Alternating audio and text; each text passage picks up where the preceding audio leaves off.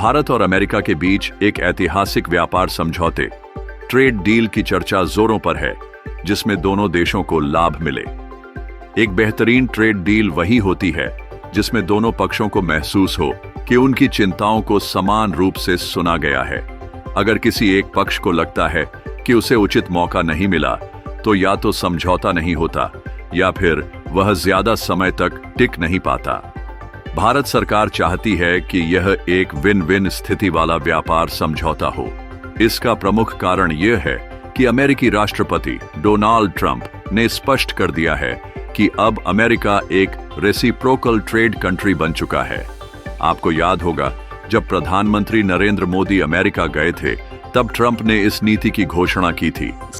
We are right now a reciprocal nation. We are going to, if it's India or if it's somebody else with low tariffs, we're going to have the same. We're going to have whatever India charges, we're charging them. Whatever another country charges, we're charging them. So it's called reciprocal.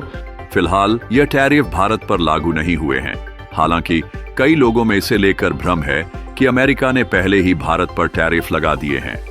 हकीकत में Trump ने सिर्फ यह संकेत दिया है कि America अब उसी अनुपात में टैरिफ लगाएगा जितना किसी अन्य देश द्वारा अमेरिका पर लगाया जाता है। अब यह तय करने में समय लगेगा कि अमेरिका और भारत के बीच किन उत्पादों का निर्यात आयात हो रहा है और उन पर क्या टैरिफ लगाना उचित रहेगा। भारत और अमेरिका के बीच व्यापार कोई छोटी चीज नहीं है। यह एक बहु अरब डॉलर का कारोबार है। केवल वस्तुओं का ही व्यापार लगभग 130 अरब डॉलर का है, और अगर सेवाओं को भी जोड़ लिया जाए तो यह आंकड़ा और भी बढ़ जाएगा। इसलिए अमेरिका पहले मूल्यांकन करेगा कि भारत से कौन कौन से उत्पाद अमेरिका को निर्यात होते हैं और अमेरिका से भारत को कौन कौन से उत्पाद आते हैं। जैसे अमेरिका भारत को बादाम निर्यात करता है, जिस पर भारत अलग अलग टैरिफ लगाता है। वहीं अमेरिका भारत को मोटरसाइकिल निर्यात करता है, जिन पर भारत में 25% से 30% तक टैरिफ लगता है। प्रत्येक उत्पाद पर अलग अलग टैरिफ संरचना है, जिसे समझने और लागू करने में समय लगेगा। इस बीच दोनों देश एक ऐसा समाधान निकालने का प्रयास कर रहे हैं जिसमें टैरिफ लगाने की जरूरत ही न पड़े। भारत सरकार और अमेरिका इस विषय पर बात कर रहे हैं कि दोनों देशों को एक दूसरे की बाजारों में अधिक पहुंच मिले। यह निश्चित है कि आने वाले वर्षों में भारत और अमेरिका का व्यापार बढ़कर 500 अरब डॉलर तक पहुंच सकता है। ऐसे में दोनों देशों के लिए एक संतुलित व्यापार समझौता फायदेमंद रहेगा।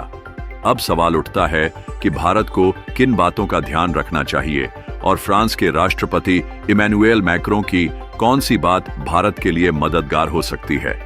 ट्रंप की रेसिप्रोकल ट्रेड नीति में एक समस्या यह भी है कि कई ऐसे उत्पाद हैं जिन्हें भारतीय उपभोक्ता खरीदने में ज्यादा रुचि नहीं रखते।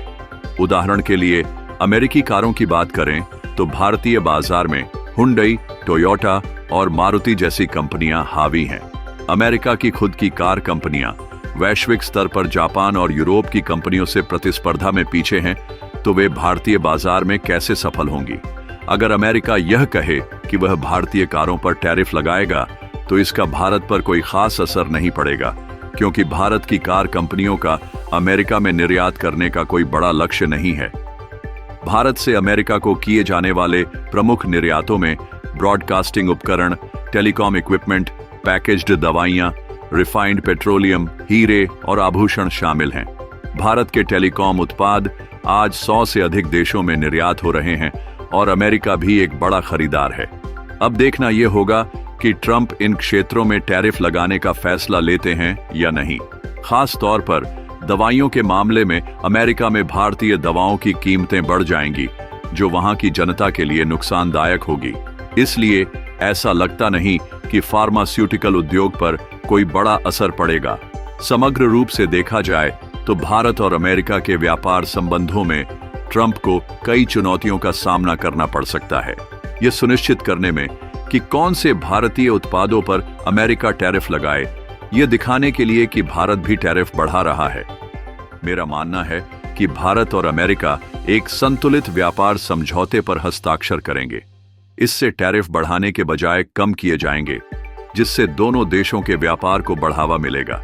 वर्तमान में यह अनुमान लगाया जा रहा है कि 2030 तक भारत अमेरिका का व्यापार 500 अरब डॉलर तक पहुंच सकता है और यह समझौता इसे और गति देगा। भारत में मैन्युफैक्चरिंग तेजी से बढ़ रही है। सस्ते श्रम के कारण यहां उत्पादन आसान होता जा रहा है।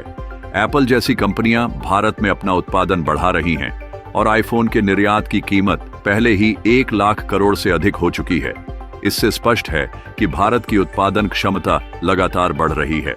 अमेरिका के साथ व्यापार समझौते से और अधिक अमेरिकी कंपनियां भारत में अपने मैन्युफैक्चरिंग सेटअप स्थापित करने में रुचि दिखा सकती हैं, क्योंकि टैरिफ कम होने से व्यापारिक संबंध मजबूत होंगे। हालांकि इसका मतलब यह भी होगा कि भारतीय कंपनियों को विदेशी प्रतिस्पर्धा का सामना करना पड़ेगा, लेकिन यह एक अच्छा संकेत है। आखिर कब तक भारतीय कंपनियां सरकारी सुरक्षा के भरोसे रहेंगी? उन्हें वैश्विक स्तर पर प्रतिस्पर्धा करनी होगी और यह उपभोक्ताओं के लिए भी फायदेमंद होगा।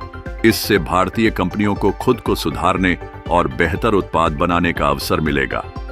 अब एक महत्वपूर्ण विषय आता है जिसे हाल ही में फ्रांस के राष्ट्रपति इमैनुएल मैक्रों ने उठाया था।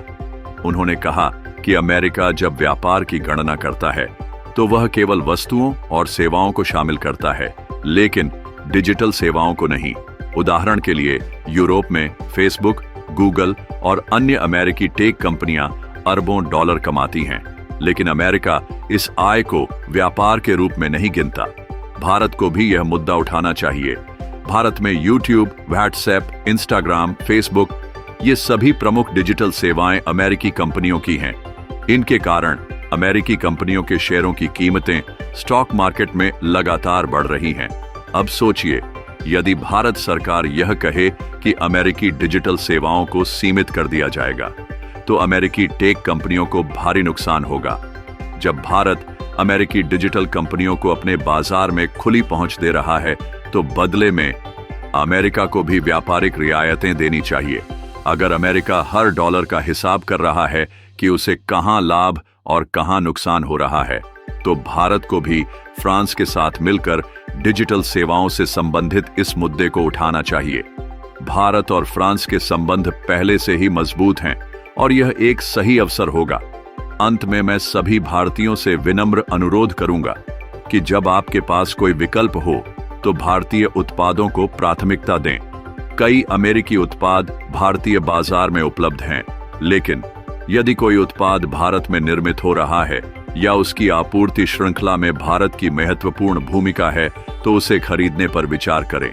सोचिए, अगर कोई भारतीय स्टार्टअप ऐसा क्यूआर कोड विकसित कर सके जिससे उपभोक्ता यह देख सके कि किसी उत्पाद के निर्माण से भारतीय अर्थव्यवस्था को कितना लाभ हुआ और कितनी नौकरियां पैदा हुईं, तो यह एक बेहतरीन कदम होगा।